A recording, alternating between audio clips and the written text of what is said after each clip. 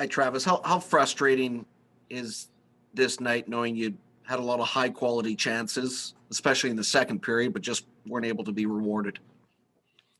Well, yeah, it's frustrating when you don't score a goal and you play. It was a tight game. Probably could have gone either way, and when you're on the wrong side of it, it is frustrating. Do you feel that you generated enough traffic in and around Bressois tonight for a goal? Probably not. No. Okay, next up is Brendan Batchelor.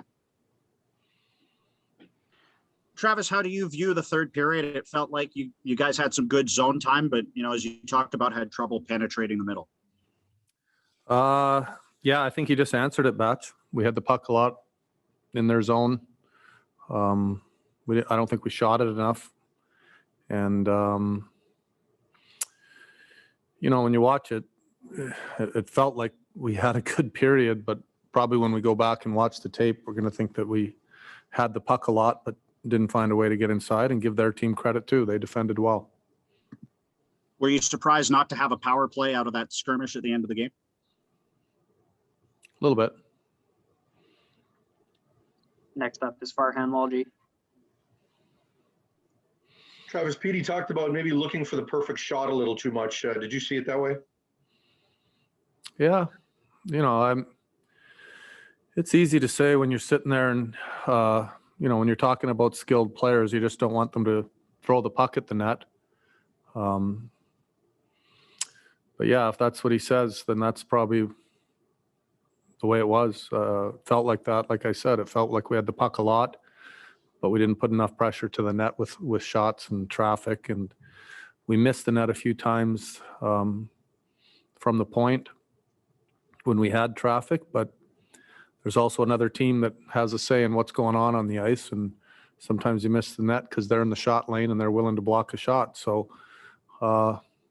anytime there's a game that's 2-0 with an empty net goal, it's a hard-fought game, and you can sit and pick apart why you didn't score all day long. But the bottom line is we didn't get a goal.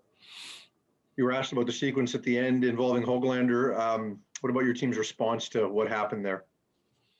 Yeah, I'm not surprised at the response. You got a big guy going after the smallest guy on the team. Team's going to respond to that. So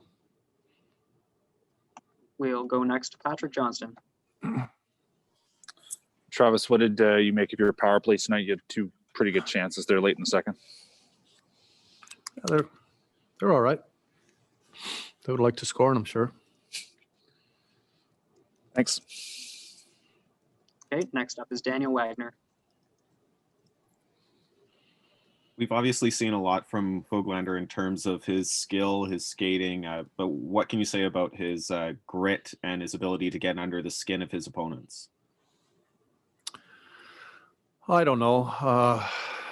I'm not going to sit here and start just patting players on the back for because he had a guy come after him, but he's a hard-nosed little player.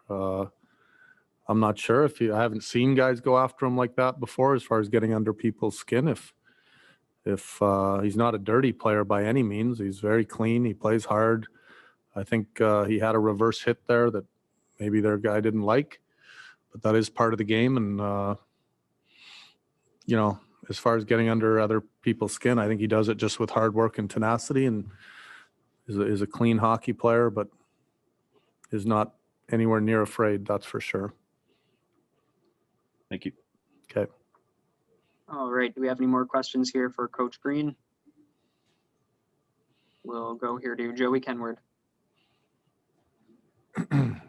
Travis, it's been a while since we've seen a game kind of end like that with your team, where everybody on the ice is in a bit of a dog pile. Considering you see the same team the next couple of nights, is that as much just setting the tone for the groups, or is that just a one-off that you just don't see that often anymore? I think that's, like I said, I don't. We're probably talking a little bit too much about what happened out there. It's big guy goes after a little guy. There's guys are going to jump in there, and that's always going to be part of hockey. It's you know, I think at the end of the day, when you really go back and watch it, it's a scrum with, it wasn't like there was a bunch of fights going on. It was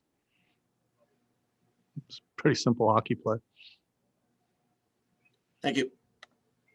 Okay, and with our last question here for Coach Green, we're going to go to Farhan Lalji. Just your thoughts, Travis, on the play of Thatcher. That was good. I mean, he gave up breakaway goal and shut the door the rest of the way. I mean, it's pretty obvious that he had a pretty good game. Thanks. Okay. All right, thanks, Travis. Thanks, everybody, for joining us. That concludes our post-game availability for tonight. Stay tuned to Canucks PR on Twitter for scheduling updates, and we'll see you all shortly. Have a good night.